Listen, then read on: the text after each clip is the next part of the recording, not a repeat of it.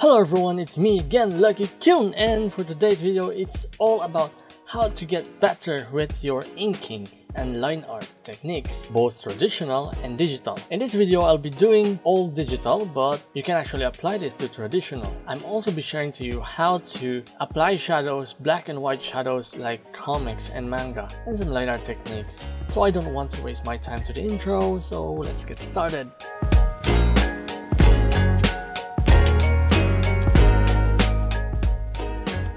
As what I'm talking about, I'm gonna share how to get better with your inking and line art. It is actually normal and fine if you're gonna do some line art like this, as long as you finish it with a fine color. But if you're not gonna do some semi-realistic coloring, just like cell shading, of course you have at least to improve your lines. And how would you do that? How can you improve your lines? The answer is line weight, and line weight can create depth to your drawings. But before we proceed to line weight, I have some few reminders. You don't have to include line art to everything. Like the contour of the nose, you don't have to include this.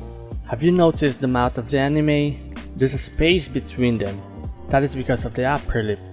You don't necessarily put line to everything. And if you're doing some fine colors like this, you have to overpaint some of the lines. We don't have to talk about it. We're here for the line art and inking. Let's forget about the coloring. So what is the line weight?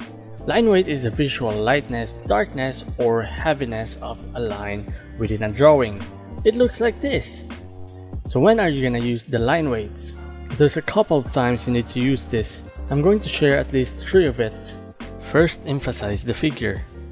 In a black and white drawing, there's a lot of details in it, and it is hard to see something if there's no line weight to your characters. Putting some line weight can help you separate the parts so that it will be visible to the audience, like a human figure or a hand overlapping a body, or any objects you want to separate. But of course you have to balance it.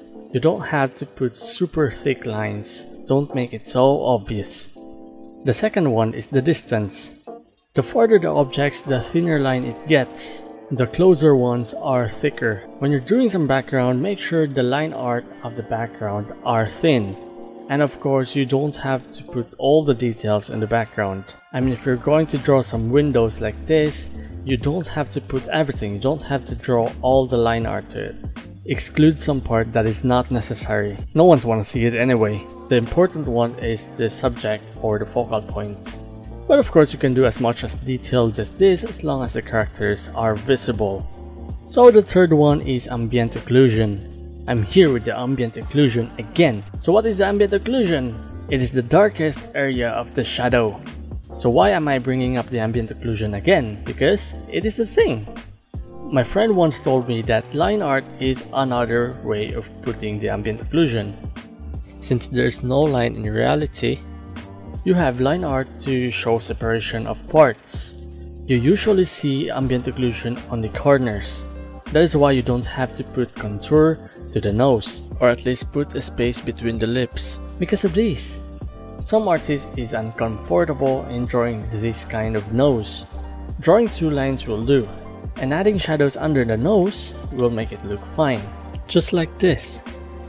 Adding line weight to corners will make it look more better, especially if there's no color to your drawing just yet.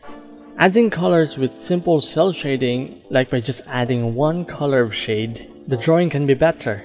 And of course, if you're not a fan by just leaving it black, then you can just add color to it. And if you're not adding colors to your drawing, like a comics or a manga, make sure the dark colors are black or the black is black. So let's have some quick recap. You're going to add some line weight when emphasizing the figure, distance, ambient occlusion, and there's a 4th one actually, feeling. Sometimes you just feel to put it there, but I only advise this if you're actually good enough, because if you overdo it, it will ruin your piece. So if you're one of those people just putting some line weight everywhere you wanted, it's just fine. Remember that you can use this on traditional as well. So before we proceed about the next topic about the shading techniques in inking, I'm going to suggest to use Clip Studio Paint in doing some line art. The line art is good even you're just using a raster layer. This is how it looks like if you compare it to Photoshop. And the Backit tool are just so great. So anyways, let's proceed to the shading techniques. These are the basics: hatching, cross hatching, contour hatching, or I prefer to call it cross contour hatching, and solid shading. So let's start with the hatching. A shading with closely drawn parallel lines and multiple parallel lines to create a shadow. Make sure all the lines are pointing to the same direction. Doing this digitally is easier because you can just add all the lines and just erase it later on.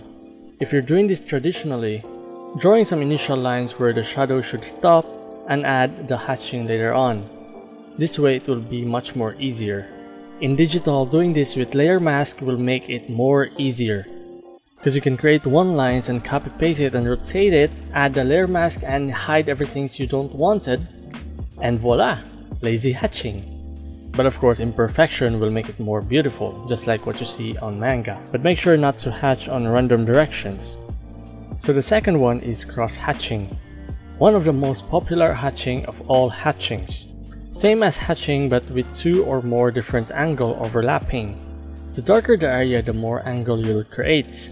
Some people are actually good in doing some cross hatching, but for me preferably, if the cross hatching already consists 3 angles at least, I prefer just to make it black. But of course, I'm going to show you some cross hatching sample with more hatching on the darker areas. In cross hatching, I prefer to use it on polygonals, because for me, doing this on rounder objects, it doesn't look really round. So that is why I prefer contour hatching when it comes to rounder objects. So now let's proceed to the contour hatching, or cross contour hatching as I called it.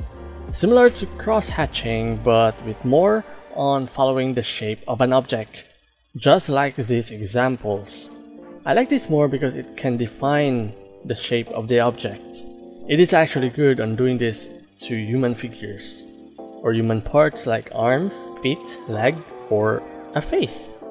But contour hatching alone won't be enough for me, so mixing this with solid shading will do much more better, at least for me. So what's with this solid shading?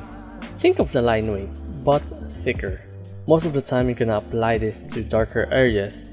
A lot of comics been using this. With a mixture of cross hatching, contour hatching with this solid shading, everything will look much more better. It is very good on using this on darker scene, but of course it is usable on brighter scenes. So now that's all for the shading techniques on inking. You can actually use this both traditional and digital. There are some parts that are intimidating to draw without a shadow, like the nose and some part of the lips. But with a little more practice and keep on doing it, sooner or later you'll figure it out that you might be doing wrong and you'll be able to fix it. No one is perfect, especially if you are a beginner. It is fine to have some mistakes, because mistakes will teach us a lesson and lead us to somewhere better. If you want to focus more on line art drawing, follow those artists who's master on doing this. Of course, that wouldn't be me. Try finding those comic artists from Marvel.